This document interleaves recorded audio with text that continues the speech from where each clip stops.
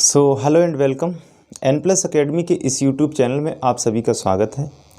आज आप मेरे साथ स्थानीय सुशासन की पृष्ठभूमि को पढ़ेंगे। भारत में स्थानीय सुशासन का अस्तित्व मौर्य काल से ही मिलता आ रहा है। मध्यकाल में स्थानीय सुशासन की संस्थाएं मुगलों के अधीन रहीं। आधुनिक काल में ब्रिटिश शासन ने भी स्थानीय सुशासन के लिए कुछ प्रयास किए थे। ध्यान दें, भारत सरकार ने स्थानीय सुशासन को मान्यता सबसे पहले 1864 ईस्वी में दी थी। उसके बाद 1870 ईस्वी में स्थानीय सुशासन की पंचायतों को लॉर्ड मेयो ने शक्ति प्रदान करने का प्रयास किया। दोस्तों, अभी तक जितने भी प्रयास किए गए उनमें से अधिकतर प्रयास असफल होते रहे और अब 1882 ईस्वी में वायसराय लॉर्ड रिपन ने एक प्रस्ताव के माध्यम से पूरे देश में स्थानीय सुशासन को उपखंड बोर्ड और जिला बोर्ड में स्थापित करने के सुझाव दिए थे। इसी प्रस्ताव को और लॉर्ड रिपन को स्थानीय सुशासन का मैग्ना कार्टा कहा जाता है। ध्यान दें, स्थानीय सुशासन का मैग्ना कार्टा किसे कहा जाता है? Lord Ripon.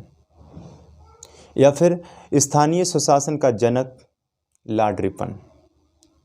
या फिर पूछ लिया जाता है कि भारत में स्थानीय सुशासन को सबसे पहले किस वायसराय ने लागू कराया?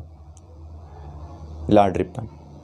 भारत शासन अधिनियम 1919, जिसे मार्टेंगू चेम्सफोर्ड कहते हैं, इस अधिनियम ने भारत में द्वैध शासन प्रणाली स्थापित की और स्थानीय सुशासन को हस्तांतरित विषय के अंतर्गत रखा। और इसी अधिनियम के अंतर्गत 1920 ईस्वी में भारत के कुछ प्रांत जैसे बंगाल, बिहार, मद्रास, असम और पंजाब में पंचायती राज व्यवस्था को स्थापित कर कानून बना दिया गया था।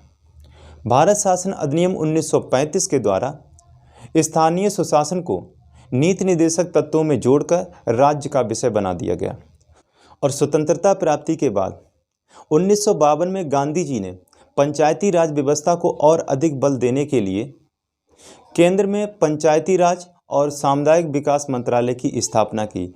इस सामुदायिक विकास कार्यक्रम का मुख्य उद्देश्य देश में आर्थिक विकास और जनता के प्रति रुचि पैदा करना था, परंतु ये कार्यक्रम सरकारी कर्मचारी और अधिकारियों तक ही सीमित रहा।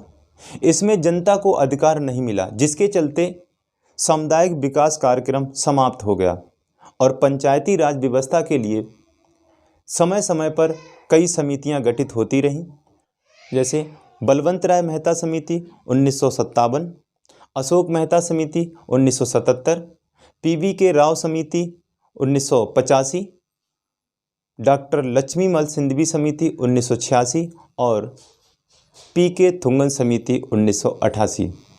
आइए अब हम इन प्रत्येक समितियों के बारे में और इन समितियों के द्वारा स्थानीय सुशासन में क्या बदलाव आए, उनके लिए हम त्वरित अध्ययन नेक्स्ट वीडियो में करते हैं।